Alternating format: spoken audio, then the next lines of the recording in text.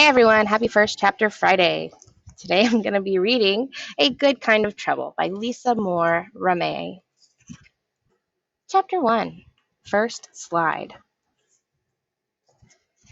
I'm allergic to trouble. It makes my hands itch. But today in science, when Mr. Levy starts calling out lab partner assignments, I don't even get the lightest tingle. I just sit there, barely breathing, waiting for him to assign me the perfect lab partner. He's been promising we'd start science labs since the first day of school, but it's been weeks. Lots of time for me to decide on the perfect partner.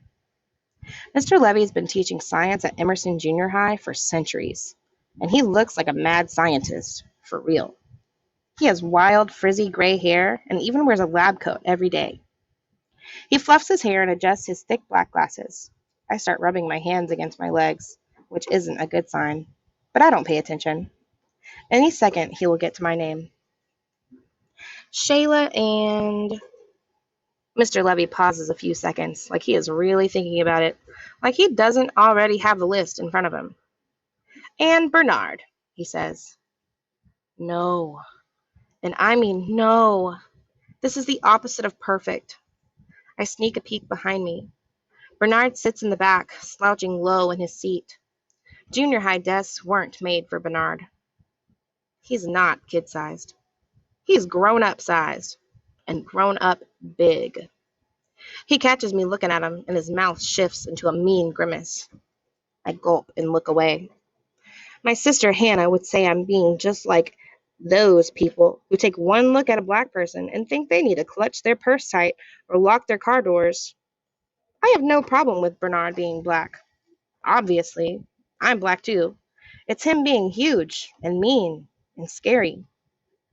Bernard went to the same elementary school as me and my best friends, Isabella and Julia. We're all terrified of him. Everyone I know is terrified of him. Even in kindergarten, he would scowl at everybody, and he'd yell a lot. In second grade, he yelled at me because I got to the Star Wars Legos before he did. He grabbed those stormtroopers right out of my hands, and if you've ever had someone snatch Legos from you, you know how much it hurts. And he didn't say sorry. I told him I needed the stormtroopers, but Bernard looked at me like he wouldn't have minded squashing me right underneath one of his big shoes. Bernard was a bully then, and he's a bully now. Please, oh please, don't let us be doing lab work today. Find your partners, everyone. Mr. Levy claps his hands together. I just bet partnering me with Bernard is some devious experiment. What happens if we mix trouble-hating girl with bully boy? Kaboom! That's what. Shayla! Bernard hollers. He sounds mad. I guess he's not happy that we're partners either. I walk to the back of the room to the lab tables, and my feet feel like they weigh 600 pounds. I got the first slide. Bernard's voice is like a bunch of bowling balls all being dropped at the same time. The glass in one of his big paws snaps in two. Oh, I say. He could probably snap one of my fingers just like that. Bernard shakes his hand and starts sucking a finger.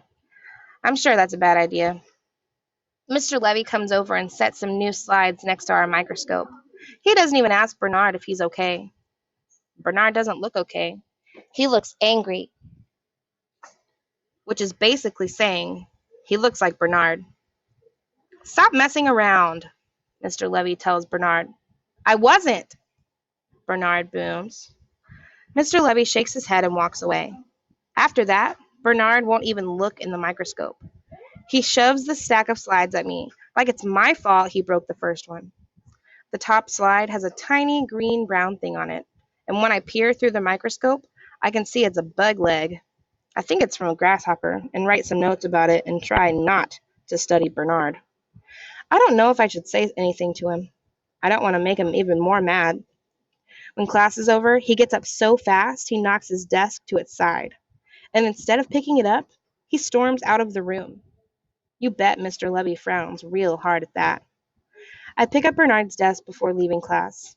Maybe since Mr. Levy didn't have to pick it up, no one will get in trouble. But my hands itch anyway.